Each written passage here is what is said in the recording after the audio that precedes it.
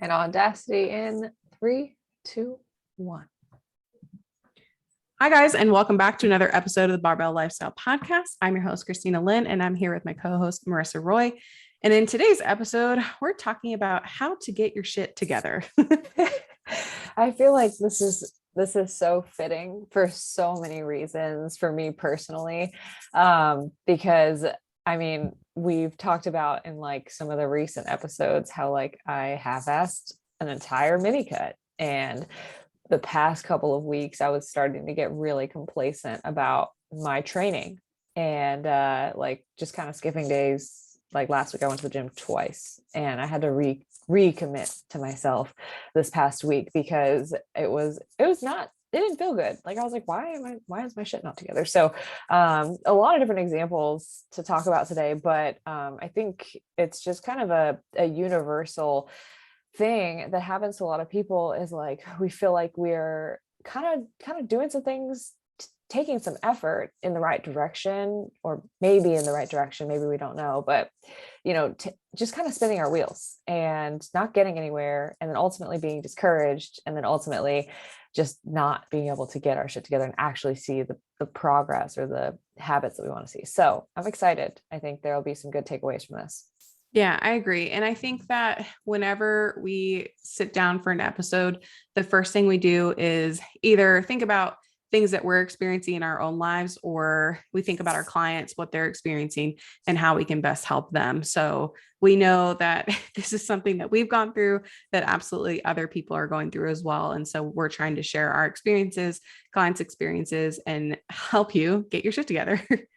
Yeah, so definitely sorry, not sorry for the title, but if it caught your attention, then it did its job, because I think we'll really be able to break a lot of this stuff down. So I think definitely just like when we say like, oh, I can't get my shit together, like this can mean a lot of different things for a lot of different people. Like for me, it was like kind of almost disregarding my nutrition targets, my nutrition goals, and like just kind of like saying, whatever, it's fine if I'm this far off or I go over this or whatever, my calories or macros. And then on training, it's like, oh, like I'll sleep in today.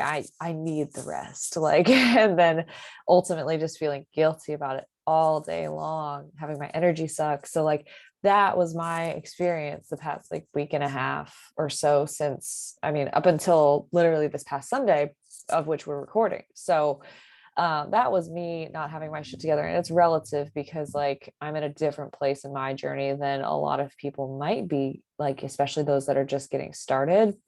But for a lot of people, it's like just not getting up off the couch, period. It's not making the healthier meals, period, because what's there is just easy and convenient. And I was actually talking to someone yesterday on like a new client discovery call, and I was like, so what's holding you back? And she was like, literally nothing. And I was like, oh, okay. So like what's going to get you going then? And she was just like, I need accountability. I need to pay for something. I need to like just do it. And I was like, okay, like that sometimes that is like pulling the trigger for some people, but like it was just interesting because like she was like, I can't get my shit together on my own. So like hopefully today we can help you get your shit together on your own with some of these tips that we put together.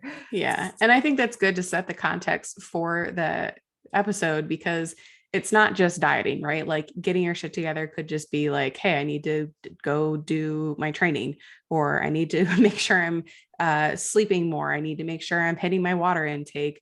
Or if you are in a reverse dieting phase, it could be, hey, I actually need to hit my target macros and stop under eating. I need to eat more. I need to make an effort to do that. So it's not necessarily just when it comes to dieting, but I think that more so from my experience, and I'm sure it's the same for you, I think we see it more when it comes to dieting. Uh, I will actually, I haven't thought this through very much, so I could totally just be pulling this out of my ass. This is a very like notorious quality of mine, is I will like kind of just like talk about things or say things like as they come to mind, instead of like fully thinking something through and then bringing it up. But it's all in good fun. No, but the first thing that my head jumped to was I actually see a lot of trouble with like quote unquote getting our shit together in like maintenance periods because there's no like defined goal. I find That's that, true. yeah, I feel like there's like, I mean, it can happen to literally anyone in any phase. And I've Yeah. seen it even recently happening in fat loss phases.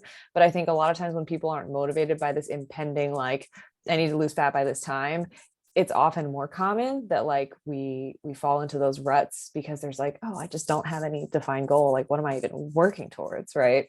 Yeah, no, definitely. I don't know. Yeah, I guess you're right. I think it's like, I don't know. I have so many different client examples in my head Yeah. that I'm thinking of. Like I have clients who will come back from vacation and they struggle. They're like, I can't get my shit back together.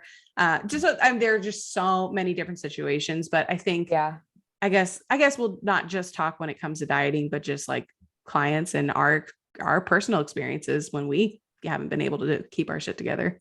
Yeah. Well, I will definitely say like, I was actually talking to someone this morning and kind of putting things into context. And in with dieting and fat loss in particular, because a lot of times the reason that people get into this journey is to lose fat and to kind of like kickstart their journey by losing weight or losing fat.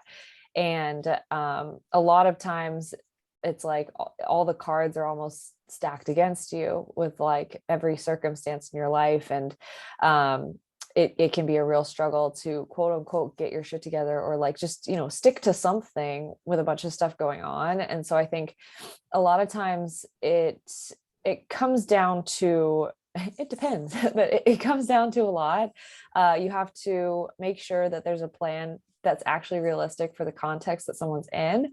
But also you have to make sure that you're not stacking on too many stressors. So what the conversation I was referring to before, Christina, you made me think of this with the notes that you had written down, but I was talking to someone, they were asking me about bodybuilding and my bodybuilding journey.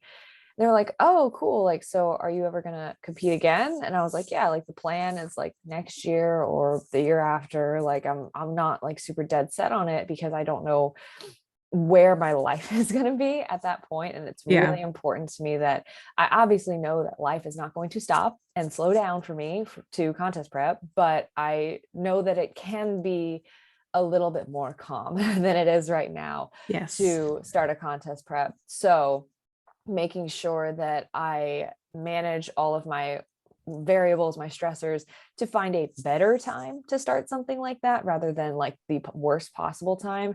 And I'm not taking that necessarily as an excuse because contest prep is a very voluntary thing. But I think for a lot of people looking at when do I go into a fat loss phase, we don't always consider the ramifications of doing it during the most stressful season of the year or, you know, whatever it might be. And I think the whole point that we'll get to is like sometimes fat loss specifically is just not the answer to our problems. And we can still achieve those same goals just by changing our habits and doing things that are more realistic. But I think a lot of times people like will get frustrated with themselves because they can't stick to something because they're trying to put themselves through something that's just adding way too much stress overall that actually it just ends up leading to self-sabotage. Yeah. So you brought up a really good point because it's like, yeah, you could start a contest prep and you could start it now, or you could start it a year from now. But let's say a year from now, you know that you're going to be like moving, or like even right now, if you were to start it now, like you guys are going to be moving in like April, like you're going to be in this new location. And then let's say, I don't know, like you're switching jobs or like you're going through a breakup and it's, you know, it's like, it's probably not the best time to do that if you have all these, you know, stressors in your life or whatever it might be. But that made me think of a client that we have right now. She was really adamant about starting a fat loss phase. She really really wanted to lose about 10 pounds. And it was something that kind of like every check-in, like, hey, when are we going to start dieting? When are we going to start dieting? And every single check-in, it was also like, I'm incredibly stressed. I can't manage this. I can't manage that. I'm having difficulty with my work life, personal balance. And so we had to get that, like, sit her down on a call and be like, hey, we hear you. We hear that you want to diet. And if you want to diet, this is what it's going to look like. And we're like, we're more than likely going to lower your calories, and we're more than likely going to increase your cardio. You're having difficulty hitting all of your cardio sessions right now. So what is going to happen when we add more to your plate?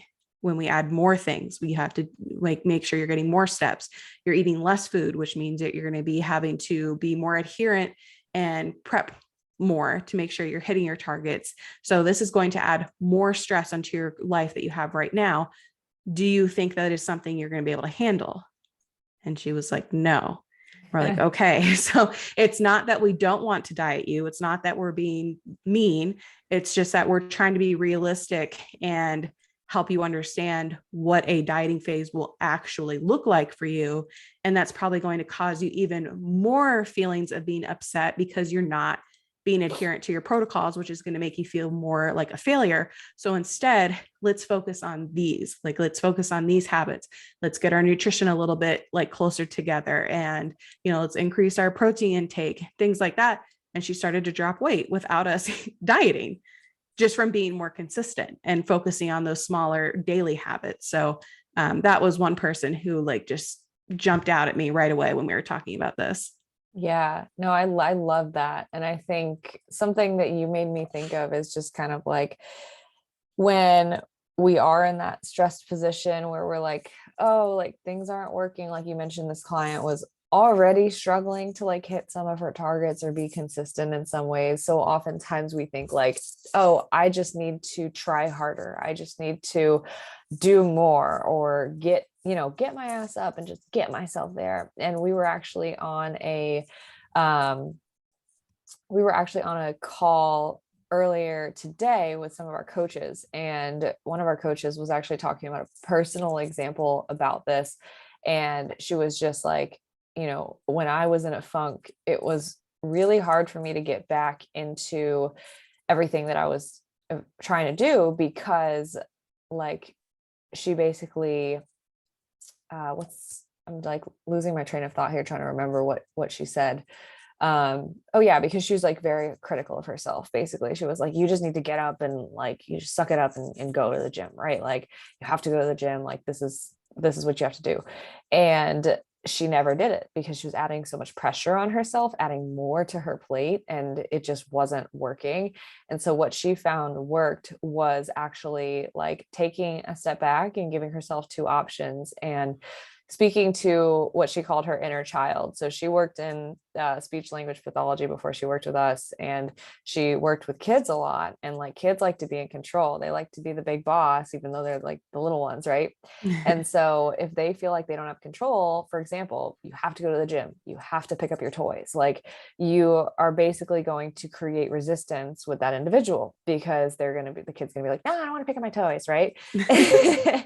I'm just speaking into your future, Christina. Can't wait. But basically that's what happens, right? But if you give the kid an option, so we can either pick up our toys or we don't have dessert tonight. And then they make that choice of like, oh, well, I really want dessert, so I'm going to choose to pick up my toys. So you give them a choice, you give them power. So she used the example of speaking to her inner child, of giving herself two options. So she actually took a step back from trying to make herself go to the gym at 5 a.m. And she said, I'm going to wake up at 5 a.m. and then I'm going to give myself the option to go to the gym or not go to the gym. And she ended up just going to the gym because she took the pressure off and she spoke to her inner child, gave herself a choice and took the pressure away. And I think a lot of times when people are struggling to get their shit together, they are like, I just need to suck it up and go. I just need to make myself, I just have to like force it and it'll happen.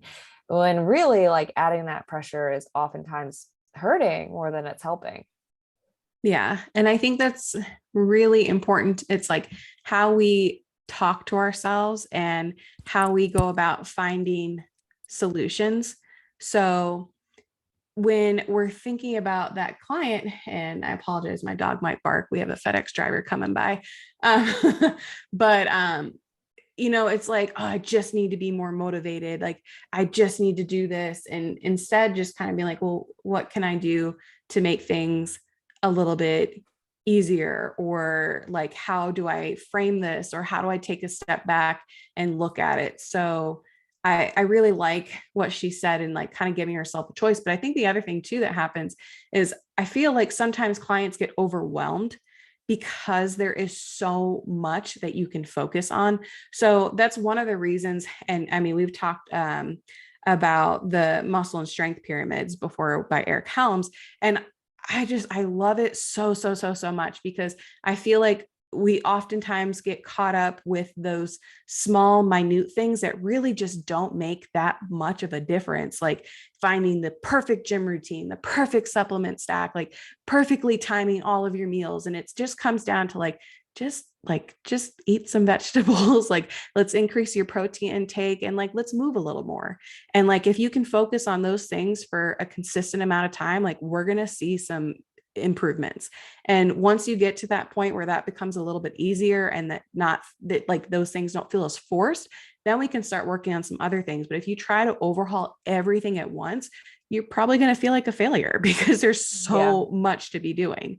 So kind of just like taking a step back and saying like, okay, what can I control now? And even like particular clients, like if you're in a particularly stressful part of your life, it's like, okay, well, what is the most that I can give right now during this current stage? And maybe it's not my normal 100%, but this is what 100% looks like for me this week or during this phase. Yeah. Yeah. And I think, I like how this conversation is really centered around just generally taking the pressure off, instead of putting pressure on. Like, you click on this episode because you're like, oh, I can't get my shit together. I gotta make it happen. Right. So I'm going to listen to this episode. I'm going to get the keys. And you think that the key is going to be just force yourself and it'll become natural, soon enough. Right. Like you force a habit for 21 days and all of a sudden it's automatic. Right. Like, no, that's not what happens. Or a big pep talk. Yeah. So like really the key here is take the pressure off and figure out what is realistic and what's actually doable. But kind of on the thought process of pressure, I really like to touch on this aspect because pressure is a very interesting concept, right? Because everyone says pressure creates diamonds, like pressure is what you need to succeed. And like that's what the motivational quotes on Instagram say, right? But pressure is interesting because there is a certain threshold that we need to apply to ourselves to see progress and to get out of our comfort zone and to move forward and like not just be stagnant. But then also there is definitely a threshold of there can be way too much pressure. There absolutely can be way too much pressure. And I think a lot of times people tend to find difficulty in striking that balance of what is a good amount of pressure to put on themselves when it comes to their health and fitness goals and what is not. And I kind of, again, I'm thinking about this in context of the client that has so much stress in their life and they're moving and they're switching jobs and they're doing all these things. Like the amount of pressure to put on yourself with your health and fitness journey is going to be a lot smaller. And then the amount of pressure that you want to put on yourself, like if you're just I don't know, jobless and you have a sugar daddy and you don't do anything for work, like you can put a ton of pressure on your health and fitness journey. You can be fine, right? That's an extreme example, obviously, but I think it's important to kind of just like look inwards at like where you are and then be able to figure that out, and also recognize that the amount of pressure you apply can change, depending on the phase of life that you're in and how it progresses or doesn't progress. I think that's really important because we think, oh, like right now is not the right time to diet. Like I'm screwed. I'm just going to eat fat forever. Like that's like where our mind goes. But like, no, it's like, let's just get through these 2 months here where we're transitioning through this thing. And then we can have the capacity. And we use the sink filling analogy all the time, but then we can have the capacity opened up to actually then put a little bit more pressure on that. Yeah. And I think that, we've talked about stress before, where it's stress can be a good thing and stress can also be a bad thing. And so utilizing stress as a way to be like, okay, I need to put pressure on myself. I need to, like set a timeline or like a deadline, or I need to do, whatever it might be, like that's a good thing. That's a motivator. But having too much stress can cause the opposite, where it's like it's no longer a motivator. It's like it is paralyzing because there's so much overwhelm, and there's nothing that you can really do. So I think, yeah, it's important to think about different phases where you are in your life, and it can also be like, hey, could I use a little extra stress? Like, could I put a little pressure on myself because I am so comfortable, and things like that. But Yeah, I will add something as well, because I think just when it comes to the idea of applying pressure, we can kind of do that in a number of ways. And sometimes it's like adding tasks or adding, things to my checklist on my day to day, right? Like, oh, we add cardio, or we cut macros, or we do X, Y, and Z, right? But another way that you can apply pressure is like via a timeline. And so, like, for example, we've had clients where we will set up, for example, a dieting phase. We talk about this all the time on the podcast, where we want to have dieting phases kind of be as short as possible. And it's kind of along the same line of thought, where it's like, we want the dieting phase to apply pressure. So we like stick to it for a short period of time. Like, we can use more willpower up in that time, but then we're done sooner.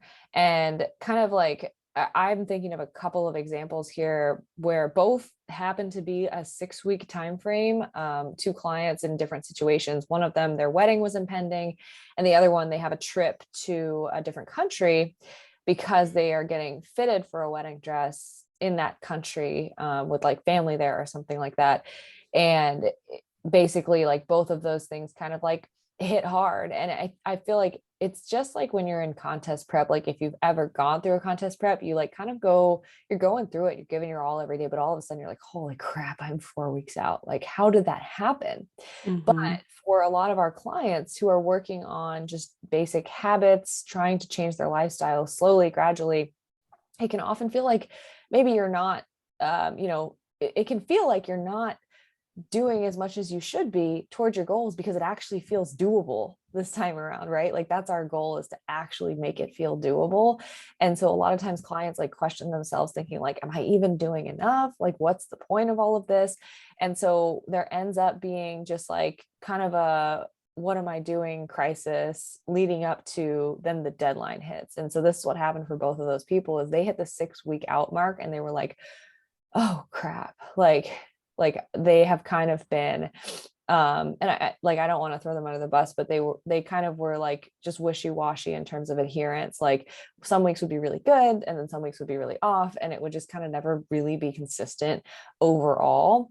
And then all of a sudden the deadline hit, and then now we're having to have this conversation of, we can do something aggressive for 6 weeks, but like, I just wouldn't have wanted to have had to. But sometimes the deadline impending creates like more sense of urgency, which is, it's useful to use. But I think having the perspective on the outside, if you're listening to this and you don't have a deadline, sometimes like just giving yourself some time it can be really helpful to not put too much pressure on yourself, because now it's like we're scrambling to figure out what the game plan is, if we even want to do something aggressive for these next 6 weeks, because is it going to be worth it, or is it just going to cause too much stress? And we have to have that conversation. Yeah. Yeah. And I think it's really interesting too, because it's like sometimes having that deadline creates more of like, oh my God, I have to be 100% perfect. And if I'm not, I'm screwing things up. So I think a lot of it depends too on a client's mindset and how they're viewing everything. And so, yeah, it is very difficult to have that conversation, be like, hey, like, I know you've been having a really stressful time, and, you had vacation, you traveled, you had this, you had that, this came up this week, you got sick, so we were out another week. Because as coaches, we're like, okay, well, like you said with dieting, it's like we kind of want to get in, get out. We don't want to spend too much time, because it just doesn't make sense to have a client be at this super low calorie intake, high cardio, and to be in that state for a long period of time. So for us, we're like, hey, 4 months, like, awesome, get in, get out. And then if you have a client who's not super adherent, those weeks start to add up and add up and add up. And then you hit that 6-week mark and it's like, oh crap, like, Yeah. what do I do now? So it's difficult to be like, hey, I know you had all these things. However, we have 6 weeks, so we need to get our shit together. Like, we need to, but also kind of having that conversation, being like, where is your mindset? Like, where is your alignment? So like, are your actions aligned with what you want right now? And having that tough conversation, be like you said, is this feasible? Like, do you really want to do this aggressive protocol to get you to where you want to be in 6 weeks, but knowing that you're going to suffer for a little bit, or, what is that going to look like? So I think it's important to have that conversation and to be very honest with them and be like, this is what it could look like. However, this is going to happen as a result. Yeah, yeah. And I think, my head went the exact same way, Christina. I was like, we need to talk about alignment in this situation, because if someone is like, I have two opposite of the spectrum examples in my head right now. I have one that I just described where we keep having to get on the same conversation of, I'm asking, what do you really want? What is it that you want out of this lifestyle? And we haven't been able to nail that down. And I think that's the reason we're still spinning our wheels, because if you can't figure out what you actually want out of your health and fitness journey and out of your lifestyle, it's going to be so hard to figure out what are those exact steps and goals that you need to set to get there. And for her, it's like, I want to lose fat. How much? I don't know. Okay. How much work do you want to put in? As minimal as possible. And then it's like, okay, well, we know that that's probably not realistic. So like, what are we willing to do here? We're trying a bunch of different approaches and nothing really seems to be clicking, because there's just not a full application of any of those approaches. And again, I think it's because there's a lack of understanding of why are we here? What are we doing? What do we actually want? And that's a very, very frustrating place to be in as a coach, because I'm sitting here like, I want to see you succeed. That's the last thing I said to this client this past week. I was like, this is very recent. I want to see you freaking succeed. I don't care what form that takes. I don't care if that means like you figure out that this actually doesn't mean anything to you. And like, we don't move forward with any like specific goals. Like, that could be success for someone, is realizing maybe their health and fitness journey is something they were pursuing for someone else in their life for external reasons, right? And really it's not something that is pressing on them right now. Or they find out that's why they were doing it in the first place, and then they find their own reason to pursue it. I've had someone in those shoes as well, and now she's freaking thriving because she finally figured it out for her. But the question you have to answer is, what do you want? And we often place these things that other people have told us or that we think we need to achieve on ourselves. Like, I need to lose 10 pounds because everybody's dieting for summer on Instagram. So like, I might as well, like, I don't look like those people on Instagram. So like, I might as well do that. Or, my parents told me I need to lose weight, or my doctor told me I need to lose weight, or whatever. And it's all externally placed on us. So like, you have to sit there and ask yourself, like, what's going to make me happy? And I will tell you, and I'm sure you can agree, Christina, the clients that see the most success are the ones that sit there and you ask them that question and they are like, this is for me and only me, and I need this. And those clients just blow it out of the water. So the first thing my mind went to was that clip from The Notebook where Noah's like, "What do you want?" And she's like, "It's not that simple. It's not that easy."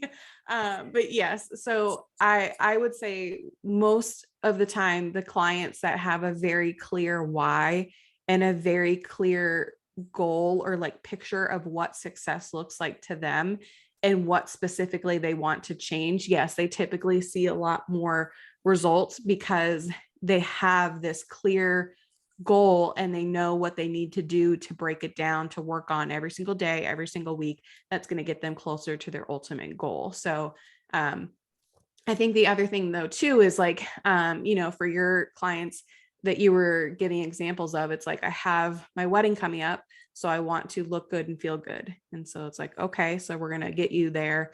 So we need to do X, Y things. And they start to get wishy-washy. And I don't know if this is maybe because of the diet culture or the way that things are portrayed in the media, but I think when they see 6 weeks or maybe even a month, they're like, oh, okay, well, now I can drop 10 pounds. Or now I can drop, 15 and it'll be fine. More so than it's like, well, yeah, we could, but it's going to, it's going to really, really suck for you if you want to lose 15 pounds in 6 weeks. I mean, that's not something that we recommend doing, but if we had started and been more adherent at the 4-month period, then we probably didn't have to suffer quite as much to get you there. But I don't know if that's maybe a thing where people think that they can make a lot more change in a shorter amount of time. And us as client or as coaches, we kind of say like, well, you can have an off week, you could plateau, you could be on your cycle. Like there are so many different things that could keep you from losing 10 to 15 pounds in 6 weeks. It's just not super realistic. So I don't know if that's also the case too, if people just like have a very like, I don't know, it's like the 6 week and they're like, okay, well now I'm going to get my shit together. Like now I'm going to do what I need to do. Yeah. Yeah. I mean, I think a lot of it comes down to, here's a great conversation that I had. So I actually got to have an in-person check-in with one of my clients. I don't think she listens to the podcast, but one of my clients who's like local to my area. And I was playing, subbing in at league last night for volleyball, and she was there. So we were chatting. And basically we were kind of discussing this whole, issue of I'm not doing the things that I say I want to do, and there's a misalignment here. And it's almost like I'm waiting for the day where I wake up and I'm like, okay, now I gotta get my shit together. Like today I'm going to go hard or whatever, right? And she brought up a really good point that like I really sat on and reflected with for a while, which was, you know, it's not about the things that you want to do. And so like for somebody 6 weeks out from their wedding, for example, they might view it as like the days and weeks leading up to that 6 week mark, we had these things on their checklist: drink your water, get your protein in, do these simple things that seem like almost too easy to see results, that it's just almost like ignored, right? We look at it as a checklist and then we just leave those boxes unchecked.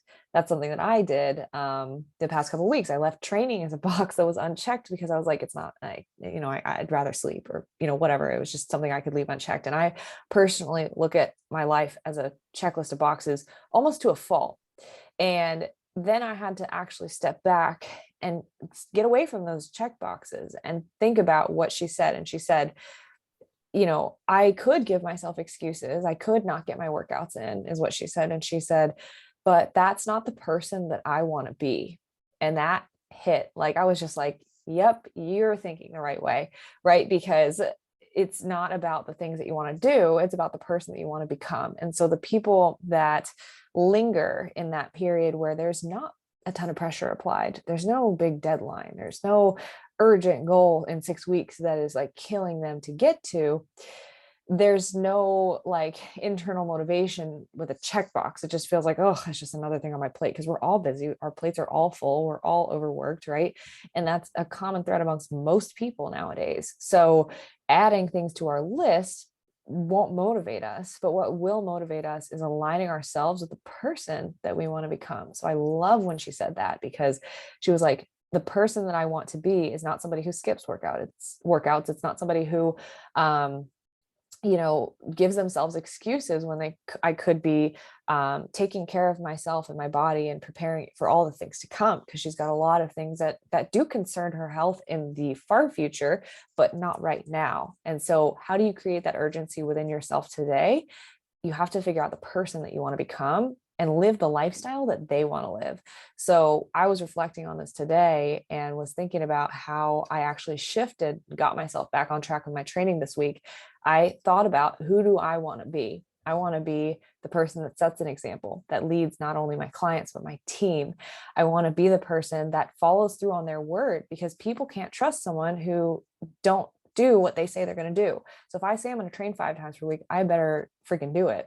So I said, that is the person that I want to become. So every morning when the alarm goes off and I'm sitting there like, oh, I just want to roll over and go back to sleep, I think the person that I want to be gets up at 6 at the first alarm. And that's what got me out of bed this week. So. Wow.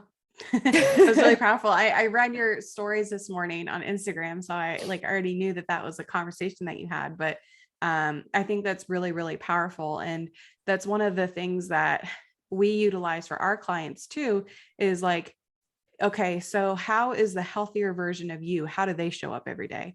Oh, Yeah. they drink their water, they do this, they do that. And it's like, okay, well then what's stopping you from being that person today or tomorrow? Like, why can we start taking some actions that you get you closer to that person? So like, why can't you just show up a little bit better every single day? So I really like that. And I think that's really powerful. So we talked about a little bit of our personal experiences. I know that we've gone in on multiple episodes about how there are things that we have done in the past that are not great. And we've had, plateaus and things like that. And we've talked a lot about current clients and kind of the things that they've been going through. And, I think trying to give some tangible takeaways at the end of our episodes, because that's what we always do, is like, all right, well, yes, I'm I'm in this position. I can't get my shit together. I can't do this. I can't do that. And So now you've told me why. Thanks. yeah. So awesome. So now what? So, if you're in this little funk or phase, we've kind of alluded to it and we've talked about it, but again, kind of finding your why. I think that's super important to really go back to and actually writing it out, and like brain dumping and trying to really get to the root of why you want to make these changes, why it's important to you. And again, really figuring out why it's important to you, not other people, kind of like what you were saying previously. And then a lot of it comes down to mindset. Like, how do I frame things? How do I view things? How do I like look at things a different way? So I think sometimes, I'm using dieting as an example where someone's like, well, I can't eat these foods, or I can't do this. I can't go out to eat. I have to do this, more so than like, I get to choose. I'm choosing to do this. Like I'm choosing to become this person. Right.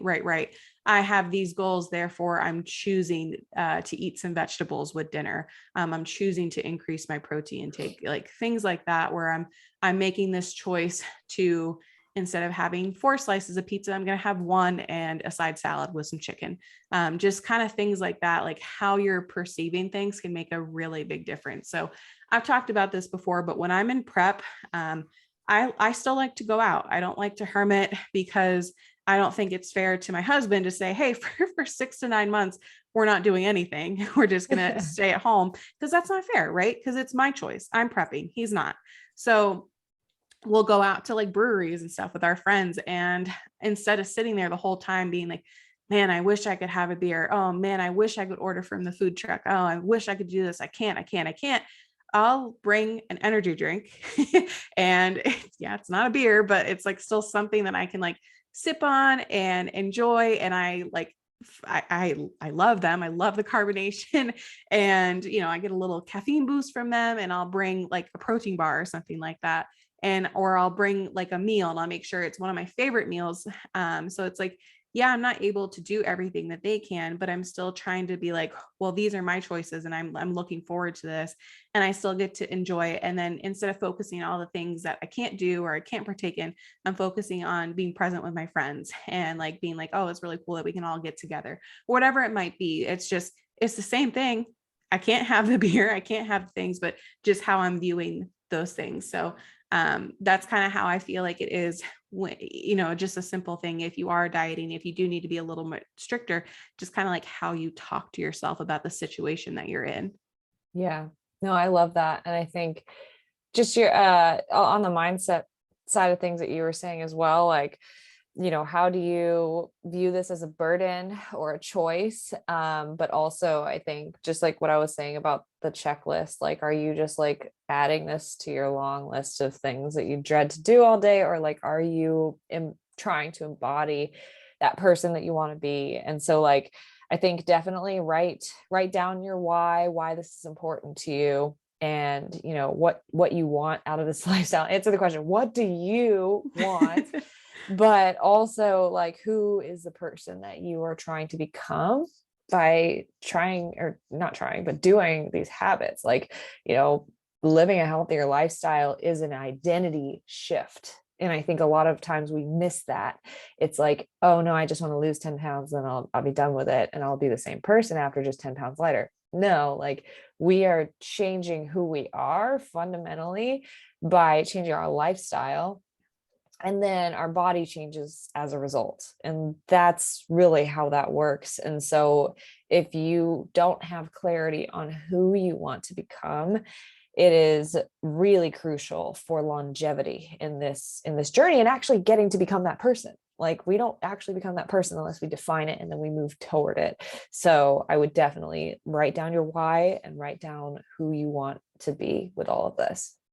Yeah. And then the other thing too is not to overwhelm yourself. So start small. So instead of focusing on all these small, minute details that really are not going to make that big of a difference right now, focus on the small things. So, and then I think it's also trying not to compare to other people and saying, well, they're doing X, Y, Z. I can barely do this. Like, I must be a failure. It's like, well, no, just start small. Like, if all you do is increase your protein, like that can make a huge difference. Like for any female who's eating like 40 to 50 grams of protein, if you increase just to like 100 and do that for a couple months, you could see humongous changes. And that's just one small thing that you focus on every single day. So like I know it seems silly to have your little check boxes, like go on a walk, go drink your water, like get 8 hours of sleep. But if you do those things consistently over time, they will add up, and like you literally will be amazed at the progress that you can make.